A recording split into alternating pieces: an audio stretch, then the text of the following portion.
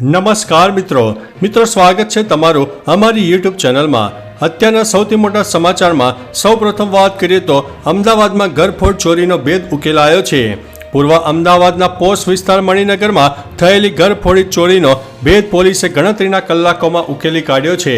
જણાવી દઈએ કે આ બે રીઢા ગુનેગારોને ગુજરાન ચલાવવા માટે એક ઘરમાંથી સોનાના દાગીના તેમજ રોકડની ચોરી કરી હતી। જોકે પોલીસે આ ચોરોની ગણતરીના કલાકોમાં ધરપકડ કરી દીધી હતી। આ ચોરોએ એક ઘરમાંથી 8.69 લાખથી વધુની મત્તાની ચોરી કરી છે। મિત્રો, અન્ય મહત્વના સમાચારની વાત કરીએ તો ઇઝરાયલનો વધુ એક હુમલો, 15 લોકોના થયા છે મોત। રવિવારે ઇઝરાયલે ગાઝા પર વધુ એક હુમલો કર્યો હતો। મધ્ય ગાઝા, બુરીજા, શરણાર્થી કેમ્પ અને ખાન યુનિસ પર થયેલા હુમલામાં ઓછામાં ઓછા 15 લોકોના મોત થયા છે, જેમાં મોટાભાગે મહિલાઓ અને બાળકોનો સમાવેશ થાય છે। અનેક લોકો ઘાયલ પણ થયા છે। હુમલા બાદ જે તસવીરો સામે આવી છે તેમાં ધુમાડાના ગોટે ગોટા જોઈ શકાય છે। છેલ્લા થોડા સમયથી ગાઝાના શરણાર્થી કેમ્પ ઉપર ઇઝરાયલના નિશાના પર છે। મિત્રો, અન્ય મહત્વના સમાચારની વાત કરીએ તો કિન્નરોની ચાલાકીથી વૃદ્ધ દંપતીને ઘરે જઈને લૂંટ્યા। દેશમાં લૂંટના અનોખા કિસ્સા પ્રકાશમાં આવતા રહે છે। આવો જ એક કિસ્સો મહારાષ્ટ્રના નાગપુરથી સામે આવ્યો છે। અહીં એક કિન્નરે વૃદ્ધ દંપતીને ભૂતનો ડર બતાવ્યા બાદ તેમને લૂંટી લીધા હતા। એટલું જ નહીં, તેણે દંપતીને કાગળ પર લખાણ કરાવ્યું કે તેઓ તેની બધી વસ્તુઓ પોતાની મરજીથી આપી રહ્યા છે। પીડિતનું કહેવું છે કે તેણે હિપ્નોટાઇઝ કર્યા હતા। જો કે આ અંગે પોલીસે આગળની કાર્યવાહી હાથ ધરી છે। મિત્રો, અન્ય મહત્વના સમાચારની વાત કરીએ તો બાંગ્લાદેશમાં હિંસાથી પરિસ્થિતિ વણસી છે। BSFે મોરચો સંભાળ્યો છે। બાંગ્લાદેશમાં સરકારી નોકરીઓમાં અનામતના વિરોધમાં વિદ્યાર્થીઓનું આંદોલન ઉગ્ર બની રહ્યું છે। અશાંતિને જોતા વિદ્યાર્થીઓ તેમના દેશમાં પરત આવી રહ્યા છે। જો કે બગડતી સ્થિતિને ધ્યાનમાં રાખીને BSF દક્ષિણ બંગાળ ફ્રન્ટિયરે બંગાળમાં ભારત બાંગ્લાદેશ આંતરરાષ્ટ્રીય બોર્ડર પર ICP પેટ્રાપોલ ખોજડાંગા અને LCS ખેડે ખાતે તેના અધિકાર ક્ષેત્ર હેઠળ વિવિધ લેન્ડ ચેકપોસ્ટ તૈનાત કરી દીધી છે। મિત્રો, અન્ય મહત્વના સમાચારની વાત કરીએ તો પાકિસ્તાનમાં પોલિયો વાયરસના 9 કેસ આવતા હાહાકાર મચી ગયો છે। ભારતમાં દાયકાઓ પહેલા પોલિયોને સંપૂર્ણપણે નાબૂદ કરવામાં આવ્યો હોવા છતાં પાડોશી દેશ પાકિસ્તાન હજુ પણ આ રોગ સામે ઝઝૂમી રહ્યું છે। તાજેતરની ઘટનામાં પાકિસ્તાનમાં 9 કેસ નોંધાયા છે, જ્યારે પાકિસ્તાનમાં આ વર્ષે પોલિયોનો 9મો કેસ નોંધાયો છે। જો કે કેસ વધતા ખળભળાટ મચી ગયો છે। પ્રાપ્ત માહિતી અનુસાર પોલિયોનો આ મામલે બલુચિસ્તાન પ્રાંતના જોબ જિલ્લામાં આવ્યો છે। મિત્રો, અન્ય મહત્વના સમાચારની વાત કરીએ તો આ ગ્રહ પર છે હીરાનો વિશાળ ભંડાર। તાજેતરના સંશોધનમાં આ ચોંકાવનારો ખુલાસો સામે આવ્યો છે, જેમાં એવો ખુલાસો થયો છે કે અંતરિક્ષમાં એક એવો ગ્રહ છે કે જ્યાં હીરાનો વિશાળ ભંડાર છે।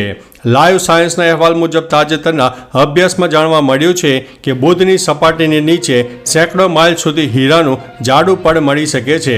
નાસાના મેસેન્જર અવકાશયાને બુધની સપાટી પર અસામાન્ય રીતે ઘેરા વિસ્તારો શોધી કાઢ્યા છે, જેને તેણે ગ્રેફાઇટ તરીકે ઓળખાવ્યો છે। મિત્રો, અન્ય મહત્વના સમાચારની વાત કરીએ તો 28 વર્ષના આરોપીને 70 વર્ષની જેલની સજા ફટકારવામાં આવી છે। પંજાબના રોપરની જિલ્લા અદાલતે 28 વર્ષીય દોષિત વ્યક્તિને 70 વર્ષની જેલની સજા ફટકારી છે। મેરિડા શહેરના રહેવાસી આલમે 3 જૂનની રાત્રે તેની પત્ની કાજલ, ભાભી જસપ્રીત, ભત્રીજા સાહિલની કુહાડીના ઘા મારીને હત્યા કરી નાખી હતી, જેમાં આ કેસની સુનાવણી હાથ ધરાઈ હતી અને હવે આ ગુનેગારને સેશન કોર્ટે ટ્રિપલ મર્ડર કેસમાં આજીવન કેદની સજા ફટકારી છે। મિત્રો, અન્ય મહત્વના સમાચારની વાત કરીએ તો દાદાની સરકારમાં નહીં ચાલે વ્યાજખોરોની દાદાગીરી। રાજ્યમાં વ્યાજખોરોનો ત્રાસ સતત વધતો જોવા મળી રહ્યો છે। વ્યાજના ચક્કરમાં લોકો પોતાનું જીવન પણ ગુમાવી રહ્યા છે। ત્યારે વ્યાજખોરો પર તવાઈ બોલાવવાનો મુખ્યમંત્રી ભૂપેન્દ્રભાઈ પટેલનો ગૃહ વિભાગને આદેશ કરવામાં આવ્યો છે। જે પણ નાગરિકે વ્યાજના નામે હેરાન પરેશાન કરવામાં આવશે તેવા લોકોને સીધા જેલ ભેગા કરવામાં આવશે। આ અંગે હર્ષ સંઘવીએ પોલીસ અધિકારીઓને પણ કડક સૂચના આપી દીધી છે। મિત્રો, અન્ય મહત્વના સમાચારની વાત કરીએ તો કુદરતના કહેર વચ્ચે સૌરાષ્ટ્રના શોકિંગ દ્રશ્યો સામે આવ્યા છે। સૌરાષ્ટ્રમાં ભારે વરસાદે તારાજી સર્જી છે। દ્વારકામાં ફરી એકવાર જળબંબાકારની પરિસ્થિતિ સર્જાઈ છે। ત્યારે દ્વારકાના ગ્રામ્ય વિસ્તારમાં કેટલાક લોકો પાણીના પ્રવાહમાં ફસાઈ ગયા હતા। જેઓનું હેલિકોપ્ટરની મદદથી રેસ્ક્યુ કરવામાં આવ્યું હતું. તો અમરેલીમાં દરિયો પણ તોફાની બન્યો હતો. આ સાથે કેટલાક વિસ્તારોમાં હજી પણ ઘણી ખરાબ પરિસ્થિતિ જોવા મળી રહી છે. લોકોના ઘરોમાં પાણી ફરી વળતા સામાન પણ પલળી ગયો છે. મિત્રો, અન્ય મહત્વના સમાચારની વાત કરીએ તો ગુજરાતમાં ચાંદીપુરા વાયરસથી મોતનો આંકડો ચિંતાજનક આવ્યો છે. ગુજરાતમાં ચાંદીપુરા વાયરસના કેસોમાં સતત વધારો જોવા મળી રહ્યો છે. વાયરસના કારણે મોતનો આંકડો વધી રહ્યો છે, જે ચિંતાજનક સાબિત થઈ રહ્યો છે. અત્યાર સુધીમાં 22 કેસ કન્ફર્મ થયા છે અને રાજ્યમાં 36 મૃત્યુ થયા છે.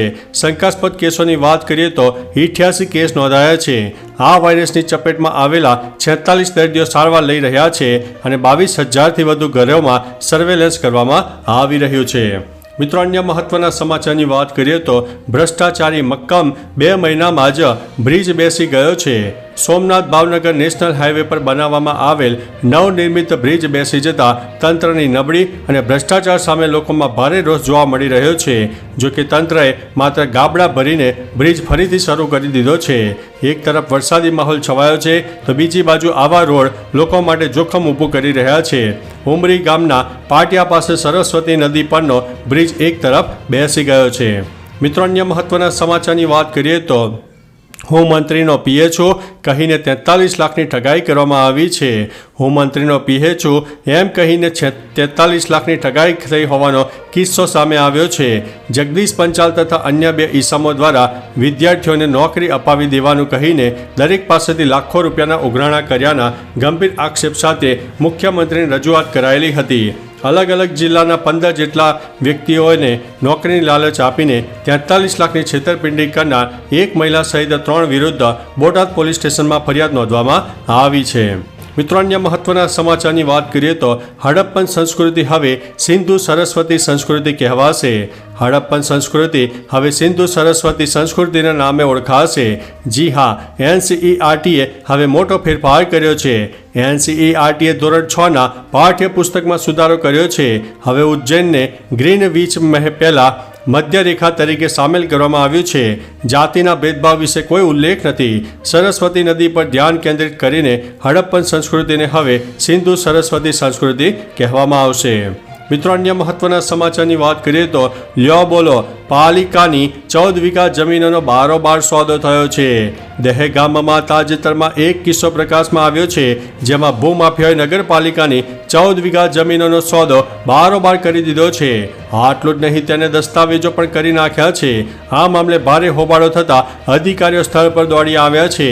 જો કે જે જગ્યાની જમીન વેચાઈ છે ત્યાં વર્ષોથી લોકો વસવાટ કરી રહ્યા છે.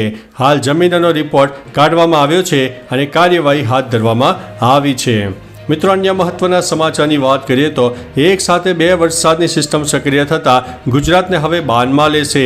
રાજ્યમાં એક સાથે 2 સિસ્ટમ સક્રિય થઈ છે. આ બંને સિસ્ટમ ગુજરાતને બાનમાં લેશે. 2 સિસ્ટમ સક્રિય હોવાનું હવામાન વિભાગે જણાવ્યું છે. વરસાદની પરિસ્થિતિને જોતા આગામી 5 દિવસ સુધી માછીમારોને દરિયો ન ખેડવાની સૂચના આપવામાં આવી છે. નવસારી, વલસાડ, દમણ, દાદરાનગર હવેલીમાં ભારેથી અતિભારે વરસાદ પડવાની સંભાવના હવામાન વિભાગે વ્યક્ત કરી છે. અતિભારે વરસાદના પગલે નદીઓમાં ઘોડાપૂરની પણ પરિસ્થિતિ સર્જાઈ શકે છે. મિત્રો, અન્ય મહત્વના સમાચારની વાત કરીએ તો અમદાવાદમાં ઇમરજન્સી કોલ બોક્સ તૈનાત કરવામાં આવ્યું છે. અમદાવાદમાં મહિલાઓની સુરક્ષા માટે રસ્તા પર 205 થાંભલાઓ પર બોક્સ લગાવવામાં આવ્યા છે. આ બોક્સમાં હેલ્પ બટન દબાવવાનું રહેશે અને જે જગ્યાએથી તમે બટન દબાવ્યું હશે ત્યાં પોલીસ તાત્કાલિક તમારી મદદ માટે આવી પહોંચશે. અજય કુમાર ચૌધરીએ જણાવ્યું છે કે મહિલાઓ, બાળકો અને વરિષ્ઠ નાગરિકોને કોઈ સમસ્યાનો સામનો કરવો પડે તો બટન દબાવવાથી પોલીસ કંટ્રોલ રૂમમાં વિડીયો કોલ થશે. મિત્રો, અન્ય મહત્વના સમાચારની વાત કરીએ તો અભિનવ બિંદ્રાને ઓલિમ્પિક ઓર્ડર એવોર્ડ મળનારો છે. ભારતના પ્રથમ ઓલિમ્પિક સુવર્ણ ચંદ્રક વિજેતા શૂટર અભિનવ બિંદ્રાને ઓલિમ્પિક ઓર્ડર એવોર્ડ આપવામાં આવશે. ઇન્ટરનેશનલ ઓલિમ્પિક કમિટી તેને 10 ઓગસ્ટે પેરિસમાં આયોજિત સમારોહમાં આ ઓર્ડર આપશે. ઇન્દિરા ગાંધી પછી આ સન્માન મેળવનારા બિંદ્રા બીજા ભારતીય છે. ઓલિમ્પિક એવોર્ડ IOC દ્વારા આપવામાં આવતો સૌથી મોટો એવોર્ડ છે, જે ઓલિમ્પિક્સમાં વિશેષ યોગદાન માટે આપવામાં આવતો હોય છે. તો ચાલો મિત્રો, ફરીથી દેશ અને દુનિયાના સુપરફાસ્ટ સમાચાર લઈને મળતા રહીશો. ત્યાં સુધી અમને રજા આપશો. નમસ્તે.